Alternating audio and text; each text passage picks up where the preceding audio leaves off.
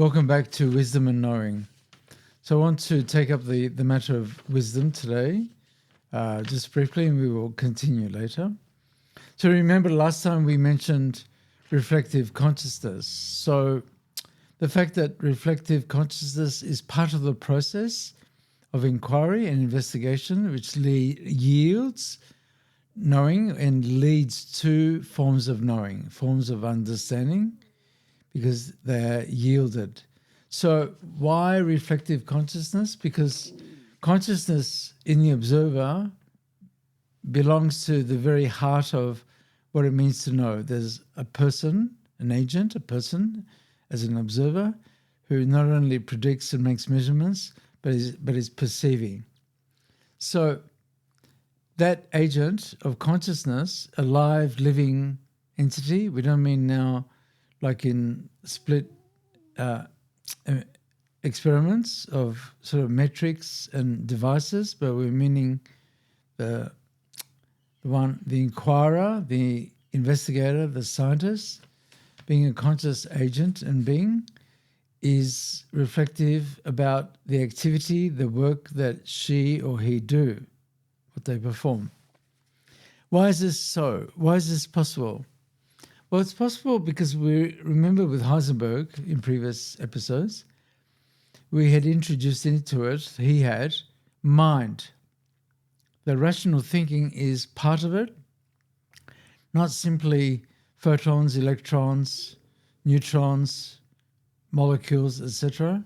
It's also rational process thinking and allowing logic.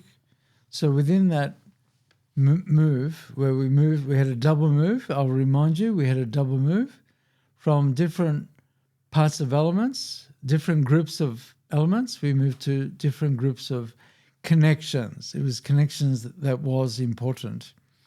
And we moved from just merely the senses forming knowledge and empirical experience to empirical experience and rational thought, rational thinking, overtaking just sensible impression.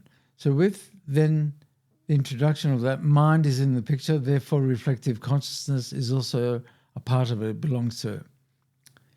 Now, upon reflection then, now let's go to the activity. Upon reflection itself, what occurs is the understanding, we call it the subject-object divide, that is that the observer, subject, the observer, is looking at the phenomenon or an object. It could be the child, it could be the tree, it could be the bee under study. So there is a relation, and the scientific goal, the scientific endeavor, and the scientific ethos of our age.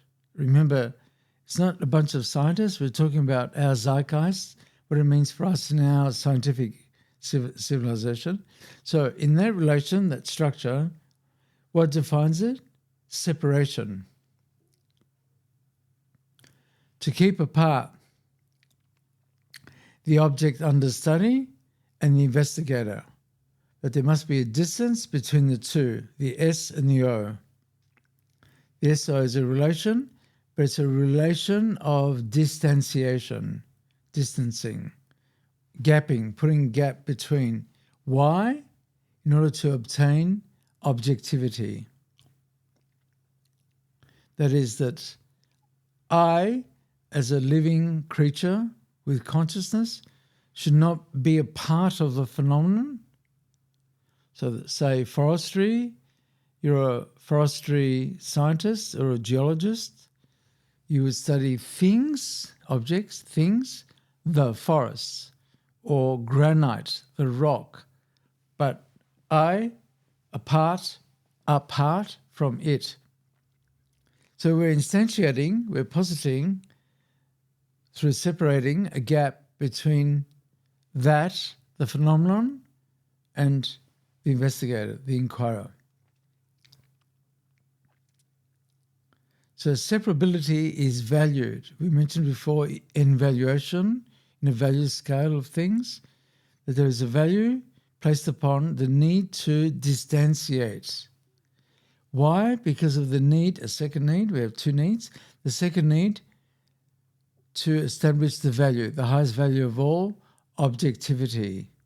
How to make an objective report, an objective analysis. How not to be involved in it. How not to project your interests. How not to project your values. How not to be subjective, but objective. Subjective means of the subject, my perceptions, my feelings, my thoughts, my impressions. The elements must disclose the elemental. The laws must disclose the operations of the forest, the operations of the storm. It must reside within them, the phenomenon. So that means they are latent within phenomena.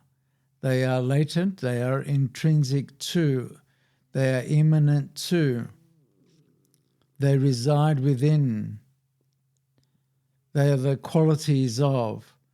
Technically, the technicians, scientists and others call them properties. The property of water, the property of sunlight, photons. So these are not a part of us, they're set apart, but they're in the world. And we'll come to this later, that I'm doing all of this distanciation while I myself belong to that world, and I am a part of that world, belonging to it, because I too am enfolded within the world, enveloped within that same world that I'm studying.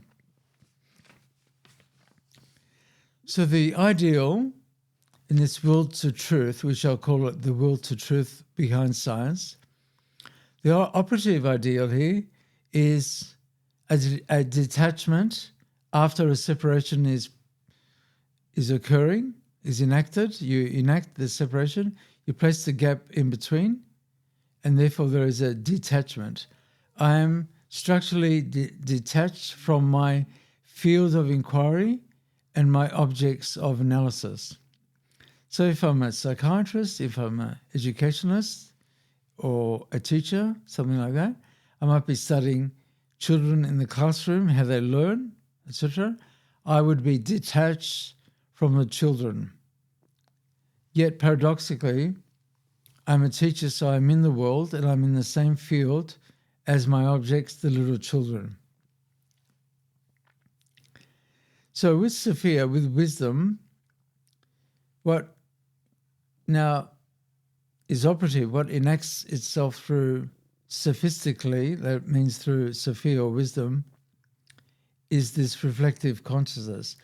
Am I aware of the costs and benefit? What are the costs of putting a gap between I and the object? Teacher, observing, I and the children, by placing an apartness, boundaries, bounds, limits. All these things frame the scientific mode of investigation. They are built into the frame in order to guarantee objectivity.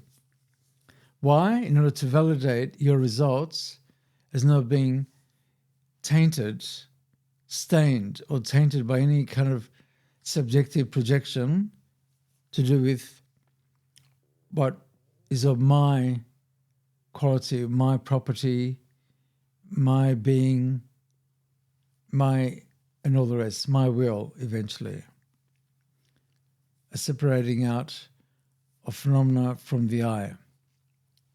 So the detachment should allow one to not bring in bias or discrimination, to just be quite benign and make things neutral, is considered valuable.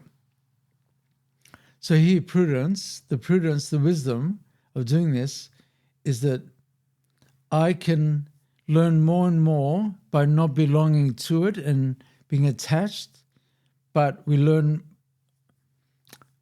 acquire greater knowledge by being separated out from it, and not bringing my experience, the observer's experience, onto the phenomena themselves. Now, In physics and cosmology, things are not this clean-cut, black and white, because we understand that, particularly with someone, a very well-renowned, well-regarded Anglo-American physicist, John Wheeler, we understand that the cosmos, he's some decades after, although he knew Einstein, after Albert Einstein, that the cosmos is the object. The universe, including the world that we live in, the human world, the earth, the planet, the earth, belongs to the universe. And so there is only but one. So the problem here is with wisdom, fine wisdom, refined wisdom, how do you perform this in the will to truth? How do you perform this act of distanciation when you're in the atmosphere? You belong. You're a part of the biosphere. You inhale oxygen. You exhale carbon monoxide.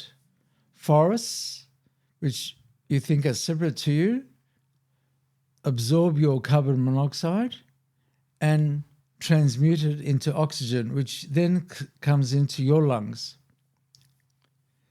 So Heisenbergian groups of connections, meaning interconnections, begin to displace matter and just sheer sense knowledge of the senses, the five senses, and puts into the picture then the connectivity, the interrelation, the symbiotic tie, not apartness and separation, but the ancient Greeks, Pythagoras, Archimedes, Euclid, all the Greeks, they had the concept of choresis, like separate, could also imply divide.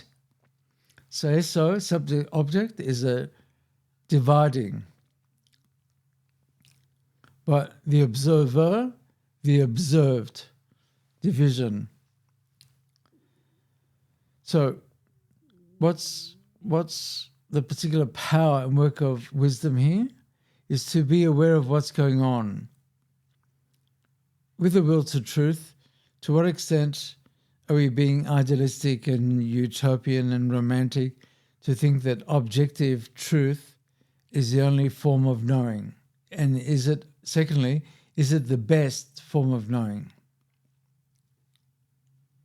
Do we see stars just simply as stars? Alpha Centauri, we will observe simply as Alpha Centauri with our apparatus, objectively, without being involved. Well, is this possible when the connections, the domains of connections, prevent choresis, absolute separation, absolute distanciation? So in the last half a century or so,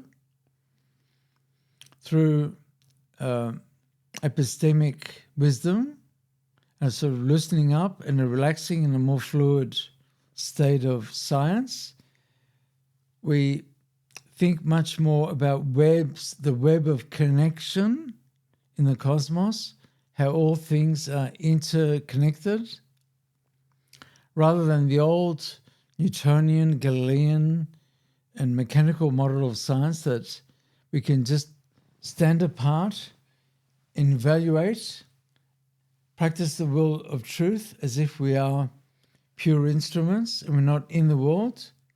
We're not the aestheticos, we're not the perceiving creature, but also of mind, rather, comes into it. And this is also a very big thing now in quantum cosmology, the role of consciousness, that mind, with categories through thought and conceptualization, is very much within the world, is part of the picture. And so therefore we can reflect on different sciences, different grades of sciencing. The downside of apartness and detachment, the upside of objective description, where you describe but not explain. So in quantum theory, we're in this sort of paradoxical situation, and we reflect upon this paradox self-consciously now.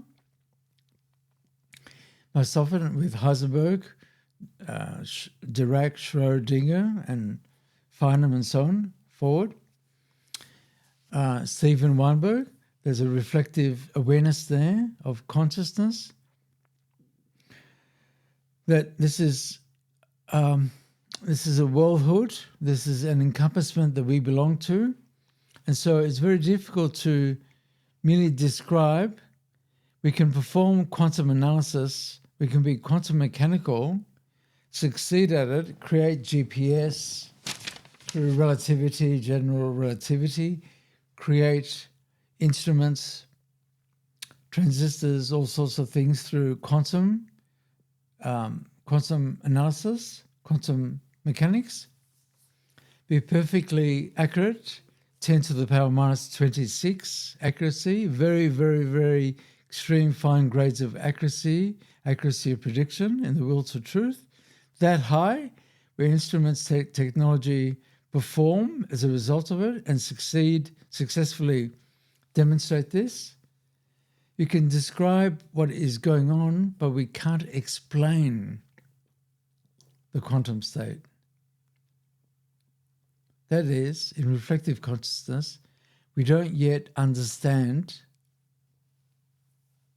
the nature of quantum analysis.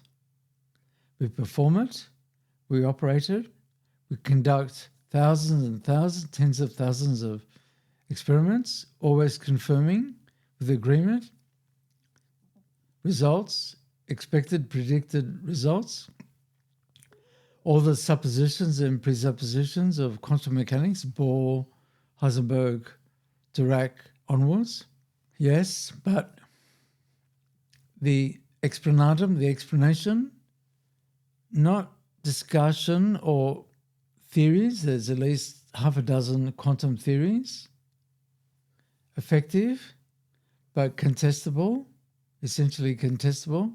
So we don't really understand the quantum world, even though we perform it. Part of the reason is that we are in this world, and in quantum analysis, it's perfectly accepted, it's perfectly known and accepted that the observer is not the old Galilean throwing a rock down to the ground and taking measurement. Is no longer that. What's called classic physics, classical mechanics. But no, rather that there is an observer performing wave functions and observations and collapses and all these things. So Wheeler referred to this, that how does one account for the structure and nature of the cosmos when we ourselves are natured, we are composed and constituted by the astrophysics of the cosmos, elementally and mindfully and consciously, including our concepts, including our words, our logos discourse, belongs to the same cosmos, just not simply nitrogen, oxygen, photons, fermions, bosons. It's also concepts, ideas, theories. They're in the fabric, they're in the actual fabric of world cosmic order.